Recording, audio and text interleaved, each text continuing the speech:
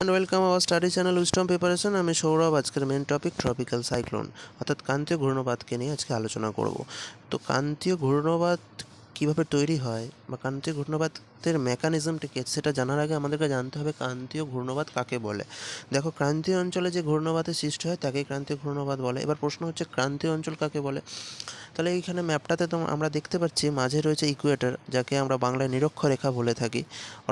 এবং এই নিরক্ষরেখা থেকে 23.5 ডিগ্রি উত্তরে যদি যাওয়া যায় তাহলে পাওয়া যাবে কর্কটক্রান্তি রেখা, এবং 23.5 ডিগ্রি দক্ষিণে যদি আসা যায় তাহলে পাওয়া যাবে মকরক্রান্তি রেখা। তো tropic of cancer, tropic of capricorn এবং মাঝে আছে ইকুয়েটর। এই যে পুরো এরিয়াটা, এটাকেই বলা হচ্ছে ট্রপিক্যাল রিজিয়ন, এবং এই রিজিয়নে বা এই অঞ্চলে উৎপত্তি হওয়া প্রত্যেকটা ঘূর্ণবাতকেই বলা হচ্ছে ট্রপিক্যাল সাইক্লোন বা ক্রান্তীয় ঘূর্ণবাত। এবার এদের পজিশনের ওপরে এদের নাম ভিন্ন ভিন্ন হয়ে থাকে, অর্থাৎ কোন স্থানে উৎপন্ন হচ্ছে তার উপর নির্ভর করে এদেরকে কী নামে অবহিত করা হবে বা ডাকা হবে। দেখো, যদি এটা ইন্ডিয়ান ওশেনের ওপর হয়ে থাকে তাহলে একে কিন্তু আমরা সাইক্লোনই বলে থাকবো নর্মালি। যদি এটা দক্ষিণ চীন সাগর বা প্যাসিফিক ওশেন, ওয়েস্টার্ন প্যাসিফিক ওশেনের কাছে হয়ে থাকে তাহলে একে কিন্তু আমরা বলবো টাইফুন। যদি এটা অস্ট্রেলিয়ার কাছে হয়ে থাকে তাহলে একে কিন্তু আমরা বলি উইলি উইলি। যদি এটা আটলান্টিক ওশেনের কাছে হয় তাহলে আমরা একে হ্যারিকেন বলি। ইভেন যদি প্যাসিফিক ওশেনের নর্দার্ন ইস্টার্ন পার্টটায় হয়ে থাকে তখনও তাকে কিন্তু আমরা হ্যারিকেন বলি। তাহলে এই বিষয়টা বোঝা গেল। এবার এই অঞ্চল বরাবর এত সাইক্লোন আসছে কেন বা তৈরি হয় কেন। দেখো, সাইক্লোন বিশেষত ট্রপিক্যাল সাইক্লোন তৈরি হওয়ার জন্য প্রধানত প্রচণ্ড হিটের প্রয়োজন হয়, প্রচণ্ড উত্তাপের প্রয়োজন হয়। জলভাগ যখনই প্রচণ্ড উত্তাপ হয়, সাধারণত ট্রপিক্যাল সাইক্লোন জলভাগের ওপর উৎপত্তি হয়। এই জলভাগগুলো রয়েছে, এই জলভাগের ওপর উৎপত্তি হয়। তো এই জলভাগ যখনই গরম হবে, একটা নির্দিষ্ট টেম্পারেচারে আসবে, তখন কিন্তু ট্রপিক্যাল সাইক্লোন সৃষ্টি হবে। এবং এই টেম্পারেচারটার জন্য এই স্থানটা কিন্তু প্রচণ্ড আদর্শ। কেন এই স্থানটা আদর্শ পরে স্লাইডে গেলে বুঝতে পারবে। দেখো, সান যেখানে ডাইরেক্ট বা ভার্টিক্যাল রে দেয় সেই অঞ্চলে কিন্তু হিটিং বেশি হয়, বাট সান যেখানে ইনডাইরেক্ট সানলাইট দেয় বা তির্যকভাবে সানলাইট দিয়ে থাকে সেখানে কিন্তু লেস হিটিং, এইখানের তুলনায় এইখানের হিটিং কম হবে। এইখানের হিটিং বলতে যেখানে তির্যকভাবে হিটিংটা পড়বে। তো ধরো এটা যদি সান হয় এবং এটা যদি আর্থ হয়, তো এইখানে ডাইরেক্ট হিট পড়ছে সান থেকে, একদম ডাইরেক্ট হিট, তাহলে এই অঞ্চলটা প্রচণ্ড উত্তপ্ত হবে। কিন্তু এইগুলো দেখো, এগুলো কিন্তু তির্যকভাবে পড়ছে। তো এই অঞ্চলে কিন্তু উষ্ণতা এই অঞ্চলের তুলনায় এই অঞ্চলগুলির উষ্ণতা কিন্তু কম হবে। আগে স্লাইডে গিয়ে দেখি। দেখো, আমাদের সান যদি এখানে থাকে, তো সান থেকে কিন্তু আমাদের সূর্য তাপ পুরোপুরি ট্রপিক্যাল এরিয়াতে পড়ছে, কিন্তু এই সাইডগুলো দেখো তির্যকভাবে যাচ্ছে। তার ফলে কী হচ্ছে, এই এরিয়াগুলো কিন্তু আমাদের সারা বছরই রয়েছে বরফাবৃত, কিন্তু এই অঞ্চলের উষ্ণতা কিন্তু সর্বাধিক রয়েছে ওই উপরের এবং নর্দার্ন এবং সাউদার্ন পার্টের তুলনায়, অর্থাৎ পোলার রিজিয়নের তুলনায়। তো এখানে বুঝতে পারছি আমাদের হিটিং কিন্তু যথেষ্ট পাওয়া যাচ্ছে, তাপ যথেষ্ট পাওয়া যাচ্ছে কিসের জন্য? সাইক্লোন তৈরি হওয়ার জন্য। এবার সাইক্লোন কীভাবে তৈরি হয় সেটা বোঝার আগে আমাকে বুঝতে হবে বায়ু কীভাবে প্রবাহিত হয়। দেখো, বায়ু জলের মতোই প্রবাহিত হয়, অর্থাৎ দেখো এটা যদি উঁচু ভূভাগ হয় এবং এটা যদি নিচু ভূভাগ হয় তাহলে জল কিন্তু এই উঁচু ভূভাগ থেকে নিচু ভূভাগের দিকেই প্রবাহিত হবে। ঠিক বায়ু উঁচু স্থান থেকে নিচু স্থানের দিকে, অর্থাৎ high pressure to low pressure প্রবাহিত হয়, এই চাপ থেকে উচ্চচাপ থেকে নিম্নচাপের দিকে। এবার প্রশ্ন হচ্ছে উচ্চচাপটা কি আর নিম্নচাপটা কি, বা এটা তৈরি হয় কিভাবে। দেখো, যখন সান প্রচণ্ড কোনো স্থানে হিটিং করবে, প্রচণ্ডভাবে উত্তাপ দিচ্ছে কোনো স্থানের ওপর, এই ল্যান্ডের ওপর ধরো উত্তাপ দিচ্ছে, তাহলে এই ল্যান্ডটা তো গরম হবে, এবং এই ল্যান্ড যখনই গরম হবে এই ল্যান্ড সংলগ্ন যে উইন্ড আছে বা যে বায়ু আছে সেও গরম হবে। এবার যে বায়ু গরম তা ঠান্ডা বায়ুর তুলনায় অনেক বেশি হালকা হয়, এবং যে জিনিস হালকা সে তো সহজে ওপরে উঠতে পারবে, ভেসে ভেসে উঠে যেতে পারবে। তো দেখো, বায়ু যখনই গরম হচ্ছে এর সিগন্যালটা কী দিয়েছে? আপার অ্যারো দিয়েছে, তার মানে এখান থেকে এয়ার কী হচ্ছে? ওপর দিকে উঠে যাচ্ছে। এবার ধরো এই ভূমিভাগের কাছে যে এয়ারটা ছিল সে তো ওপর দিকে উঠে গেল, তাহলে এখানে তো আর কোনো এয়ার নেই, উইদাউট এয়ার। তাহলে উইদাউট এয়ার মানে এই স্থানটা রয়েছে ফাঁকা, আর এই ফাঁকা স্থানটার নামই হচ্ছে লো প্রেশার। এবার চলে আসি আমি হাই প্রেশার কোনখানে হবে। ঠিক লো প্রেশারের উল্টোটা হচ্ছে হাই প্রেশার। ওখানে গরম ছিল, গরম হয়ে হালকা হয়ে উঠে যাচ্ছিলো, এখানে হচ্ছে ঠান্ডা। দেখো এখানে সানলাইট পড়ছে না, এখানে মেঘ রয়েছে, ফলে এই জায়গাটা তো গরম হচ্ছে না। এই ভূভাগ, ধরো এটা একটা ভূভাগ, এই ভূভাগটা গরম হচ্ছে না, গরম না হওয়া ধরুন এইখানে বাতাসও গরম হচ্ছে না, বাতাসও গরম না হওয়া ধরুন এটা তো বাতাস তাহলে গরম যদি না হয়, অর্থাৎ যদি ঠান্ডা হয় তাহলে তো সে হালকা ভারী হবে, আর ভারী বাতাস তো সবসময় নিচের দিকেই থাকবে, তখন এই জায়গাটাকে আমরা বলবো হাই প্রেশার। এবার বাতাস কোন দিক থেকে কোন দিকে প্রবাহিত হবে? হাই প্রেশার থেকে লো প্রেশারের দিকে। কেন প্রবাহিত হচ্ছে? দেখো লো প্রেশার কখন হচ্ছে? যখন বাতাস সেই স্থানকে ছেড়ে ওপরে উঠে যাচ্ছে, ফলে এই জায়গাটা ফাঁকা স্থানের সৃষ্টি হচ্ছে। এই ফাঁকা স্থানকে তো কাউকে পূরণ করতে হবে, তখন এই হাই প্রেশার দায়িত্ব নিয়ে বলে যে আমি ওই ফাঁকা স্থানকে পূরণ করব, আমি ওইখানে যাব। তখন এই দেখো অ্যারো দিয়ে দেখানো হচ্ছে হাই প্রেশার থেকে বাতাস লো প্রেশারের দিকে ধাবিত হয়। আর ঠিক এই কনসেপ্টেই কিন্তু আমাদের সাইক্লোনগুলো সৃষ্টি হয়। মেন হাই প্রেশার আর লো প্রেশারকে ধরেই কিন্তু সাইক্লোন সৃষ্টি হয় মহাসাগরের ওপরে, সাগরের ওপরে। এরপরে যেটা আরেকটা বিষয় বুঝতে হবে সেটা হচ্ছে কোরিওলিস বল। দেখো আমরা উষ্ণতাটা বুঝলাম, হিট বুঝলাম, হিট থেকে আমরা বুঝলাম কীভাবে হাই প্রেশার লো প্রেশারের বিষয়টা আছে যেখান থেকে বায়ু প্রবাহিত হয়। এরপরে বুঝতে হবে যে সাইক্লোন তো আমরা দেখেছি এরকম ঘূর্ণবাত যাকে বলে, এরকম ঘুরে ঘুরে উঠছে, এরকম করে বায়ু চক্রবাতে চলতে থাকে। এই চক্রবাতটা হঠাৎ হতে যায় কী জন্য? এই চক্রবাত হওয়ার কারণ হচ্ছে আমাদের পৃথিবী কিন্তু স্থির নয়। পৃথিবী আমরা জানি ওয়েস্ট থেকে ইস্টের দিকে সর্বদা রোটেট করছে। এরপরে আবার একটা বিষয়, এই পৃথিবীর প্রত্যেকটা এরিয়া কিন্তু সমান গতিতে ঘোরে না। এটা যদি আর্থ হয়, এর এই পার্টটা হচ্ছে, আর এই পার্টটা অর্থাৎ নর্দার্ন পোল সাউদার্ন পোল, এই মিডিল অঞ্চলটার তুলনায় কিন্তু অনেক সংকীর্ণ বা ছোট। ফলে এই নিরক্ষীয় অঞ্চল, এটাকে যদি আমি বলি, তাহলে এই নিরক্ষীয় অঞ্চলের স্পিড কিন্তু এই পোলার অঞ্চলগুলো বা মেরু অঞ্চলগুলোর তুলনায় অনেক বেশি হয়। ফলে নিরক্ষীয় অঞ্চলে বাতাস কিন্তু তীব্র গতিতে পৃথিবী কিন্তু তীব্র গতিতে ঘোরে। এবার তীব্র গতিতে ঘোরার দরুন এইখানে বলতে যে কোনো জিনিসে যদি আসে এই তীব্র গতির কাছে এসে তো সে ছিটকে বেরিয়ে যাবে। তোমাকে এক জায়গায় হঠাৎ দাঁড় করিয়ে রাখা হয়েছে, হঠাৎ করে একটা দোলনা জোরে ঘুরিয়ে দেওয়া হলো, তুমি তো ছিটকে পড়ে যাবে সেখান থেকে, তুমি যদি কিছু না ধরে থাকো। ঠিক সেরকমই বাতাস ধরো এখানে আসছে, এখানে আসার পরে এত তীব্র গতির থাকছে যে ছিটকে বেরিয়ে যাচ্ছে। এবার এই ছিটকে বেরোনোর দিকটাও নির্দিষ্ট করা আছে। এই যে ছিটকে বেরিয়ে যাওয়া, এটাই হচ্ছে কোরিওলিস ফোর্স। কোরিওলিস ফোর্সের প্রভাবেই কিন্তু এই ছিটকে বেরিয়ে যায় বাতাস একটা নির্দিষ্ট দিকে, একটা নির্দিষ্ট রুলে। এটা হচ্ছে কোরিওলিস ফোর্স বা কোরিওলিস বল। আর এই কারণে এই কোরিওলিস বলের প্রভাবে কিন্তু বাতাসও ঘূর্ণায়মান। এবার আমার প্রশ্ন হচ্ছে, এই বাতাসগুলো হঠাৎ এই অঞ্চলে আসতে যাবেই বা কী জন্য? কেন আসবে না? আসতে তো তাকে হবেই।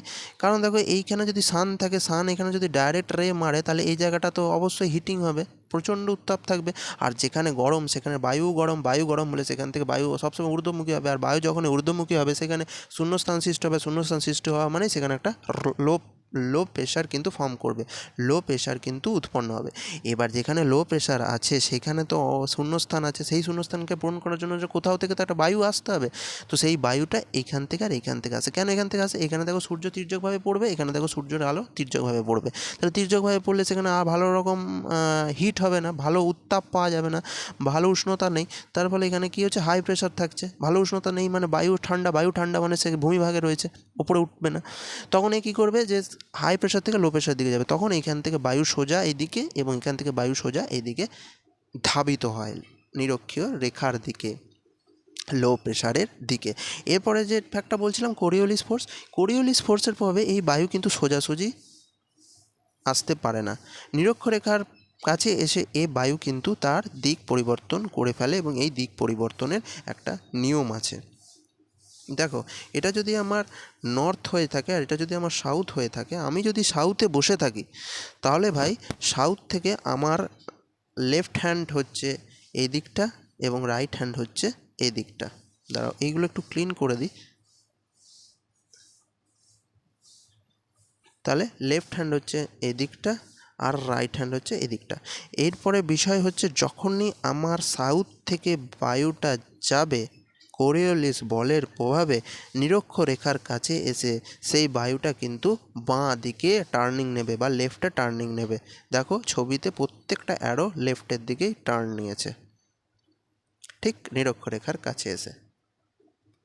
কেন? কারণ এইখানে তো কোরিওলিস ফোর্স চরম রয়েছে, বায়ু তার গতিকে সোজা রাখতে পারে না, গতিমুখকে চেঞ্জ করে নিতে হয়।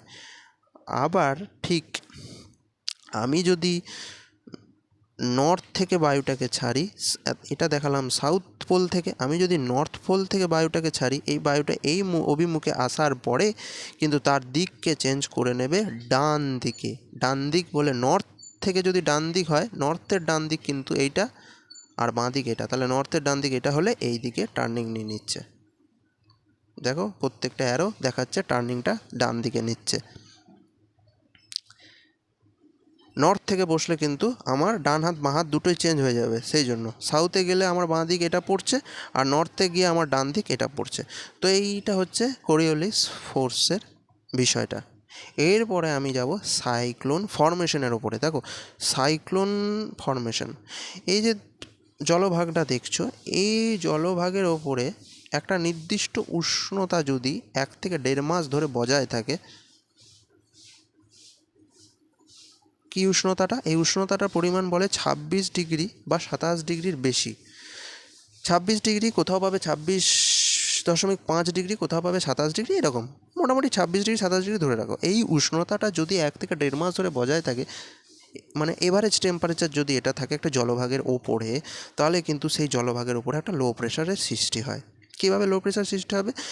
এই লো প্রেশার যেভাবে সৃষ্টি হয় একটু আগেই বললাম, জলভাগের ওপরে সূর্যতাপ পড়বে এবং জলভাগের সমুদ্রের একটি অংশের জলভাগ কিন্তু গরম হবে, এবং গরম জল কি হয়, জলকে যখন গরম করবে জল তো সেটা বাষ্পে পরিণত হয়ে যায়, আর বাষ্প পরিণত হয়ে গেলে সেই বাষ্প হালকা হয়ে যাবে এবং সে কী হবে, ওপরে উঠতে থাকবে। এবং ওপরে ওঠার পরে সে কী করবে, ওপরে ওঠার একটা নির্দিষ্ট উচ্চতা পর্যন্ত ওঠার পরে সেই বাষ্পটা কিন্তু ঘনীভূত হতে শুরু করবে, অর্থাৎ ঠান্ডা হতে শুরু করবে, আর ঠান্ডা হয়ে সেই বাষ্প কী হয়ে যাবে, জলকণায় পরিণত হবে। এটা কিন্তু আমরা সবাই জানি, এবং তৈরি করবে মেঘের।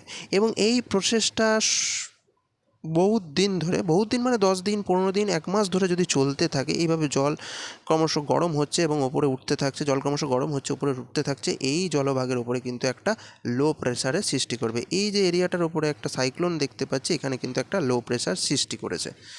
এবার এই লো প্রেশারের দরুন জল যত ওপরে উঠছে, এখানে কিন্তু একটা রেন ব্যান্ডের সৃষ্টি করছে, অর্থাৎ মেঘের সৃষ্টি করছে, এবং মেঘটা কিন্তু ক্রমশ ছড়িয়ে যাচ্ছে, বড় হচ্ছে, আস্তে আস্তে ধীরে ধীরে বড় হতে থাকে। কেন? জল যত উপরে যায় ঘনীভূত হয় আর মেঘের সৃষ্টি করে, জল যত উপরে যায় ঘনীভূত হয় মেঘের সৃষ্টি করে। এই মেঘ সৃষ্টি হতে এখানে কিন্তু একটা ডিপ লো প্রেশারের সৃষ্টি হয়ে গেল। এরপরে শুরু হবে ঘূর্ণবাতের চক্ষু সৃষ্টি হওয়ার বিষয়টা। দেখো তোমরা যদি সাইক্লোনের যদি স্যাটেলাইট ইমেজ দেখে থাকো, তাহলে দেখবে এরকম একটা চক্ষু থাকে, আর মেঘগুলো এরকম ঘুরতে ঘুরতে ঘুরতে ঘুরতে দেখায়।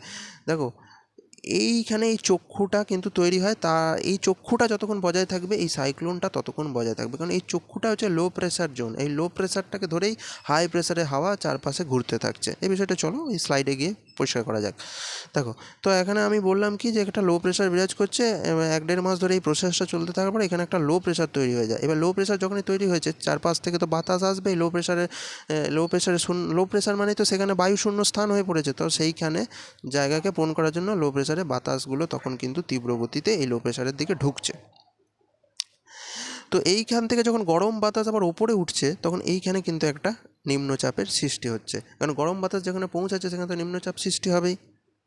তো এই নিম্নচাপ সৃষ্টি হওয়ার দরুন আবার এইখান থেকে গরম বাতাস উপরে উঠে গিয়ে ঠান্ডা হয়ে আবার মেঘেরও সৃষ্টি করছে, সেই মেঘের পরিমাণকে ক্রমশ বাড়িয়ে যাচ্ছে, রেন ব্যান্ডকে ক্রমশ বাড়িয়ে যাচ্ছে, এবং এখানে তৈরি হচ্ছে একটা লো প্রেশার। তার ফলে দেখো এখানে নীল রেখা দ্বারা কিন্তু আরও একটা বায়ুকে দেখানো হয়েছে, যেটা নিম্নগামী হয়েছে। কেন হয়েছে? এখানে যখন আমার লো প্রেশার সৃষ্টি হচ্ছে, তখন তো বায়ু এদিক থেকে এখানে আকর্ষিত হবে, হাই প্রেশার থেকে ঠান্ডা বায়ু আর ভারী হবে, সে তো নিম্নমুখী হবে। আবার অন্যদিকে এখানে লো প্রেশার রয়েছে, এ আবার বায়ুকে ওপরে টানছে, তখন এখান থেকে আবার গরম বায়ু ওপরে উঠছে, আবার ছড়িয়ে গিয়ে মেঘে পরিণত হচ্ছে। দেখো প্রসেসটা চলছে। এর ফলে আমরা দেখতে পাচ্ছি যে এইখানে লো প্রেশার ধরুন বাইরে থেকে হাওয়া কিন্তু ঘুরে ঘুরে ঘুরে ঘুরে লো প্রেশারের কেন্দ্রে যাওয়ার চেষ্টা করছে, 1 নম্বর। আর 2 নম্বর হচ্ছে এইখানে ঠিক মিডিল বরাবর একটা কাজ হচ্ছে, যেখান থেকে গরম বাতাস ওপরে উঠছে, আবার ঠান্ডা বাতাস নিচে নামছে, এরকম একটা কন্ডিশন। এই জায়গাটাতে তৈরি হয়ে যায় একটা আই, যেটাকে বলা হচ্ছে ঘূর্ণবাতের চক্ষু। এই জায়গাটা কি তৈরি হচ্ছে? আই। এই আইটা তৈরি হওয়ার ফলে এইখানটা কিন্তু আকাশে মেঘ মুক্ত থাকে, কারণ মুক্ত থাকারই কথা, এখানে ঠান্ডা বাতাস ঢুকছে তো, এবং সেটা নিম্নগামী হচ্ছে এবং গরম বাতাস গিয়ে সেটা কিন্তু বাইরের দিকে ছড়িয়ে যাচ্ছে, ফলে এই মাঝখানটা কিন্তু ফাঁকা থাকছে। আর স্যাটেলাইট ইমেজ যদি স্পষ্ট দেখো তাহলে দেখবে মাঝখানটা কিন্তু ফাঁকা থাকে, ওটা হচ্ছে ক্লিন স্কাই। ওই জায়গাটা কিন্তু ঝড়ঝঞ্ঝা কিছু নেই এবং খুব পরিষ্কার জায়গা থাকে, ওই জায়গাটা হচ্ছে ঘূর্ণবাতের চক্ষু। আর এই চক্ষুটা তৈরি হয়ে যায়, এবং এই চক্ষুটা তৈরি হওয়ার সঙ্গে সঙ্গে এখানে লো প্রেশার যখন বিরাজ করছে, বাইরে থেকে কিন্তু হাই প্রেশার থেকে হাওয়া এই লো প্রেশারের চারিপাশে ঘুরতে শুরু করছে এবং তৈরি হয়ে যাচ্ছে একটা ঘূর্ণবাতের। আর এই ঘূর্ণনটা কেন হয়, একটু আগে কোরিওলিস ফোর্স বললাম, কোরিওলিস ফোর্সের প্রভাবে কিন্তু বাতাস লো প্রেশারের কাছে ঘুরতে শুরু করে দেয়, আর এই ঘূর্ণনের ফলে একটা ঘূর্ণবাতের সৃষ্টি হয়। তবে এই ঘূর্ণবাত ততক্ষণ বজায় থাকবে যতক্ষণ এই আইটা উপস্থিত থাকবে। এই আইটা কতক্ষণ উপস্থিত থাকবে, দেখো গরম জল বাষ্প হয়ে উপরে উঠছে, বাষ্প হয়ে উপরে উঠছে মানে সেই জলটা যেটা বাষ্পীভূত হয়ে উপরে উঠছে বায়ুর সঙ্গে, সেটা তো অ্যাকচুয়ালি জলীয় বাষ্প নিয়ে যাচ্ছে, এবং জলীয় বাষ্প কী করছে, ওপরে গিয়ে তার লিন তাপকে ত্যাগ করছে। লিন তাপকে ত্যাগ করার সঙ্গে সঙ্গে ওই বাষ্পটা যেটা গ্যাস ছিল সেটা লিকুইডে পরিণত হচ্ছে। কীরকম লিকুইড না, জলবিন্দুতে পরিণত হচ্ছে। তাহলে এই যে লিন তাপটাও ত্যাগ করছে, এটাই কিন্তু হচ্ছে এই সাইক্লোনটার মেন শক্তি বা শক্তিকে যোগান দিচ্ছে। তাহলে একটা দরকার আমার হিট, আর অপরটা দরকার হচ্ছে আমার ময়েশ্চার বা জলীয় বাষ্প। এই জলীয় বাষ্পের যোগান ও যতক্ষণ উপরে গরম বাতাসের সঙ্গে তুলতে পারবে ততক্ষণ জলীয় বাষ্প লিন তাপ ত্যাগ করবে, লিন তাপ ত্যাগ করবে এবং এই সাইক্লোনকে শক্তি প্রদান করতে থাকবে। তাহলে আমি বুঝতে পারছি জলীয় বাষ্পের যোগান কেটে গেলেই তার মানে এই চক্ষুটা বন্ধ হয়ে যাবে, মানে এইখানে যে লো প্রেশারটা বিরাজ করছিল সেটা আর থাকবে না, ফলে এই চারপাশে হাই প্রেশারের হাওয়া ঘূর্ণবাতের মতো এই লো প্রেশারকে ঘুরছিল সেটাও আর থাকবে না। তাহলে কিন্তু তখন ঘূর্ণবাত দুর্বল হয়ে যাবে এবং ঘূর্ণবাত ধীরে ধীরে শেষ হয়ে যাবে। তো এই কারণে যখন জলভাগের ওপরে ঘূর্ণবাত সৃষ্টি হয়, সে কিন্তু ধীরে ধীরে স্থলভাগের দিকে আকর্ষিত হতে থাকে এবং স্থলভাগের দিকে ধীরে ধীরে ধীরে ধীরে প্রবাহিত হয়ে ল্যান্ডফল করে স্থলভাগের ওপরে। এটাকে আমরা কী বলি, সাইক্লোনের ল্যান্ডফল। খবরে শুনে থাকবে বা বিভিন্ন জায়গায় শুনে থাকবে, সাইক্লোন ল্যান্ড ফর্ম করবে এই জায়গায়, ল্যান্ডফল করবে ওই জায়গায়। তো ঠিক এইটাকে বলে ল্যান্ডফল। এবং এই ল্যান্ডফল করার পরে কিছু দূর গেল, প্রচণ্ড তাণ্ডব করতে করতে কিছু দূর যায়। তাণ্ডবটা কেন হয়, তার চারপাশে তো হাই প্রেশারের হাওয়া তীব্র গতিতে ওকে ঘূর্ণবাতের মতো ঘুরছে, তো সেই জন্য একটা তাণ্ডব হয় স্থলভাগের ওপরে, এবং কিছু দূর যাওয়ার পরে দেখা যায় এটা দুর্বল হয়ে গেল এবং ঘূর্ণিঝড় কোথায় উধাও হয়ে গেল। কেন হয়, আমি কি বললাম যে জলভাগ থেকে সে কিন্তু সব সময় জলীয় বাষ্পকে এই আই দ্বারা উপর দিকে টানছে আর ঠান্ডা বাতাসকে নিচের দিকে পাঠাচ্ছে, অর্থাৎ এই আইটাকে বজায় রাখছে। যখনই জলভাগ থেকে ঘূর্ণঝড়টা স্থলভাগে যাচ্ছে, স্থলভাগে গিয়ে তো আর এই গরম যে ওয়াটার ব্যাপারটা পাচ্ছিল, জলীয় বাষ্পটা পাচ্ছিল, সেটা তো আর এই স্থলভাগের ওপর পাচ্ছে না। যখনই স্থলভাগের ওপর পাচ্ছে না, এই জলীয় বাষ্পটাই কিন্তু সাইক্লোনের মেন শক্তি দেয়। জলীয় বাষ্প উপরে গিয়ে লিন তাপটা ত্যাগ করছে, ওই তাপটা থেকে শক্তিটা পাচ্ছে। তো সেইটা তো আর জলীয় বাষ্প ল্যান্ডে চলে গেলে সেটা আর পাচ্ছে না, তখনই তার সে শক্তি দুর্বল হয়ে পড়ে এবং সাইক্লোন বন্ধ হয়ে যায়। আর এই রোটেশনটা বোঝা গেল, রোটেশনটা যে কোরিওলিস ফোর্সের কথা বলেছিলাম তার দরুন কিন্তু হয়ে থাকে, এবং সেটা কিন্তু নির্দিষ্ট দিকে হয়। যদি আমার সাউথ থেকে হাওয়া যায় সেটা লেফটের দিকে টার্ন নেয়, যদি নর্থ থেকে হাওয়া আসে তাহলে রাইটের দিকে টার্ন নেয়। এর প্রভাবে কিন্তু আমাদের ঘূর্ণঝড়েরও একটি প্রভাব থাকে, ঘূর্ণিঝড়ের উপরে একটা প্রভাব থাকে। কীরকম প্রভাব থাকে দেখো, কোরিওলিস বলয়ভাবে বাতাস ঘুরছে ঠিক আছে, কিন্তু এই ইকুয়েটরকে আমি যদি মধ্যরেখা ধরে নিই এখানে, তাহলে আমার এই দিকটা পুরোটা নর্থ সাইড, এদিকটা সাউথ সাইড। যখন ঘূর্ণবাত সাউথে সৃষ্টি হবে তখন কিন্তু ঘূর্ণবাত ক্লক ওয়াইজ অর্থাৎ ঘড়ির কাঁটার মতো ঘুরবে, ঠিক এইভাবে ঘুরতে ঘুরতে যাবে, অর্থাৎ ঘড়ির কাঁটার দিকে ঘুরবে। কিন্তু যখনই আমার উত্তর গোলার্ধে সাইক্লোনের সৃষ্টি হবে তখন কিন্তু ঘড়ির কাঁটার বিপরীত দিকে অর্থাৎ অ্যান্টি ক্লকওয়াইজ ঘুরতে শুরু করবে এই সাইক্লোনগুলি। কারণ কি আছে, কারণ দেখো এখানে পিকচারটা দেখলে ক্লিয়ার হয়ে যাবে।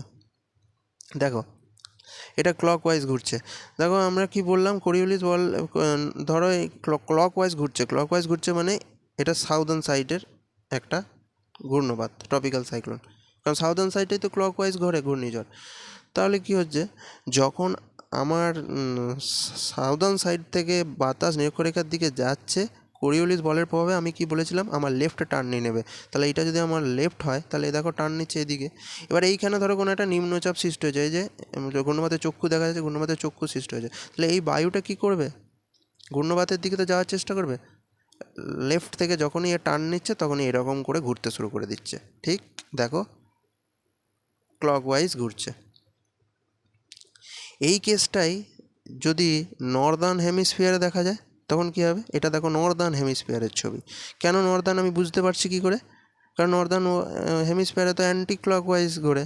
দেখো অ্যান্টি ক্লকওয়াইজই ঘুরছে সাইক্লোনটা, এই দিকে ঘুরছে। আগেরটা কোন দিকে ঘুরছিল, এই দিকে ঘুরছিল। এইটা কোন দিকে ঘুরছে, এই দিকে ঘুরছে। কীভাবে ঘুরছে, কেন ঘুরছে, দেখো নর্থ থেকে যখন কোনো বাতাস নিরক্ষরেখার দিকে যাবে, বায়ু নিরক্ষরেখার দিকে যাবে, তখন সে কোন দিকে টার্ন নেবে বলেছি, রাইট সাইডে টার্ন নেবে। আর নর্থে বসে থাকলে এটা আমার নর্থের দিক থেকেও যদি আমি ধরি এটা আমার রাইট, এটা আমার লেফট। তাহলে দেখো নর্থের কাছে এসে রাইটে টার্ন নিচ্ছে কোরিওলিস বলের প্রভাবে বাতাস। এবার এইখানে কোনো একটা ঘূর্ণবাতের কেন্দ্র সৃষ্টি হয়েছে বা চক্ষু সৃষ্টি হয়েছে, তখন এই বাতাস কী করবে, এই দিক থেকে ঘুরতে শুরু করে দেবে, তো এইদিকে ঢোকার চেষ্টা করবে তো এই বাতাসগুলো। ঠিক তাই করছে। তার ফলে কী হচ্ছে, অ্যান্টি ক্লকওয়াইজ একটা রোটেশন বা ঘূর্ণবাতের সৃষ্টি হচ্ছে। এটা হচ্ছে মেন ফ্যাক্ট। আমাকে তাহলে জানতে হবে যে নর্থ সাইডে ঘূর্ণবাত যদি সৃষ্টি হয় সেটা অ্যান্টি ক্লকওয়াইজ রোটেশন করবে, যদি সাউথ সাইডে সৃষ্টি হয় বা সাউথ পোলে বা দক্ষিণ গোলার্ধে তাহলে কিন্তু ক্লকওয়াইজ রোটেশন করবে। আর এই কারণটাও আমরা কিন্তু এই দুটোই ইমেজের মধ্যে ক্লিয়ার করে ফেলেছি।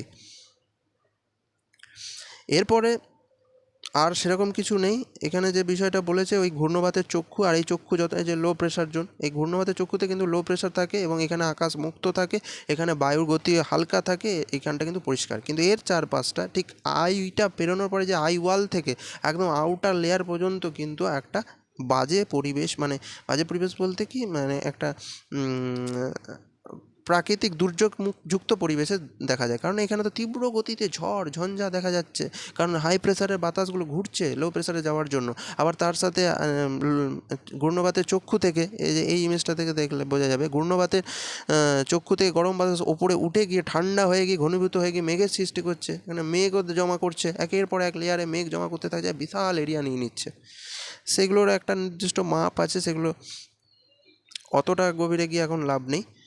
সে যেমন চক্ষুটা 20 থেকে 25 কিলোমিটার পর্যন্ত ওয়াইড হতে পারে এরকম, বা এই সমগ্র ট্রপিক্যাল সাইক্লোনটা 1000 কিলোমিটার পর্যন্ত বিস্তৃত হতে পারে, এই বিষয়গুলো সেটা অতটা গিয়ে লাভ নেই। তবে এই সাইক্লোন ফর্মেশনের যে বিষয়টা আশা করি আমি ক্লিয়ার করতে পেরেছি। ঠিক এই চক্ষুটা ততক্ষণ বজায় থাকবে যতক্ষণ এই চক্ষুটা যতক্ষণ বজায় থাকবে ততক্ষণ এই ঘূর্ণবাতটা কিন্তু চলতে থাকবে। আর চক্ষুটা ততক্ষণই বজায় থাকবে যতক্ষণ জলীয় বাষ্পও পাবে। আর জলীয় বাষ্প কাট হয়ে গেলে চক্ষু কাট হয়ে গেলে হাই প্রেসারের হাওয়া আর ঘুরতে শুরু করবে না, কারণ লো প্রেসার তো আর থাকবে না, পুরো এরিয়াটাই ঠান্ডা বাতাসে ভরে যাবে। আর কিন্তু তখন এই ঘূর্ণবাতের যে প্রকোপটা সেটা দেখা যাবে না। তো সম্প্রতি আমাদের জস আমাদের বঙ্গোপসাগর থেকে এসে উড়িষ্যার উপকূলে আছড়ে পড়েছিল। তো এর দরুন কিন্তু প্রচণ্ড ক্ষয়ক্ষতি হয়, আমরা সবাই জানি। এটা কিন্তু একটা ডিজাস্টারের মধ্যেই পড়ছে, প্রাকৃতিক দুর্যোগ, যা কিন্তু মানুষের জীবনহানির সঙ্গে সম্পত্তিহানি, অনেক কিছু জীবনের থেকে কিন্তু কেড়ে নিয়ে চলে যায়। আমরা এই যশের ক্ষেত্রে দেখেছি উড়িষ্যা উপকূলে পড়লেও পশ্চিমবঙ্গের যে সমস্ত উপকূল অঞ্চল আছে সেগুলো কিন্তু বিশেষ প্রভাব ফেলেছে। কিসের জন্য প্রভাবটা ফেলছে, দেখো ল্যান্ডফল করার পরে এই ল্যান্ডফল করার পরের কন্ডিশন আগে, ল্যান্ডফল করছে সেটার পরে তো একটা ঝড় ঝঞ্ঝার একটা প্রকোপ থাকবে, কিন্তু ল্যান্ডফল করার আগেও সে কিন্তু এই ঘূর্ণবাতটা কিন্তু সমুদ্রের উপর উপস্থিত থাকে এবং সমুদ্রের উপরে তীব্র জোরে হাওয়া চলতে থাকে, ঘূর্ণবাতের মতো হাওয়া চলতে থাকে। এই ঘূর্ণবাতের হাওয়া চলতে থাকলে কী হয়, জলভাগ ফুলে ফেঁপে ওঠে, এই সমুদ্রের জল ফুলে ফেঁপে ওঠে এবং কী হয়, তার যে একটা সীমানা আছে, উপকূলবর্তী অঞ্চল আছে, সেই সীমানাকে ছাপিয়েও বেরিয়ে যায়। তার ফলে আমরা দেখব পশ্চিমবঙ্গের উপকূলে যেসব পশ্চিম মেদিনীপুর, পূর্ব মেদিনীপুর, দিনাজপুর, যে সমস্ত জেলাগুলোর মধ্যে যে সমস্ত উপকূলবর্তী গ্রামগুলো আছে সেগুলো কিন্তু প্লাবিত করে দিয়েছে এই যশের প্রভাবে। যশের সঙ্গে কিন্তু আবার প্রাকৃতিক বিষয় যেমন ভরা গোটালো ছিল, চন্দ্রগ্রহণ ছিল, মানে একসাথে মিলিত হয়ে এক বিশাল আকার ধারণ করে ফেলেছিল, ওই জলভাগকে ফুলিয়ে ফাঁপিয়ে পুরো গ্রামগুলোকে ডুবিয়ে দিয়েছিল। এই কেসটা কিন্তু ঘটেছে। তো এইটা ছিল ফুল সাইক্লোনের অ্যান্ড ট্রপিক্যাল সাইক্লোনের একটা ফিগার মেকানিজম বলতে পারো। আশা করি বুঝতে পেরেছো। বুঝতে না পারলে রিভাইজ করে দেখতে পারো। তো পরবর্তী অন্য কোনো টপিকে দেখা হচ্ছে। ততক্ষণ stay safe, stay motivated. Thank you.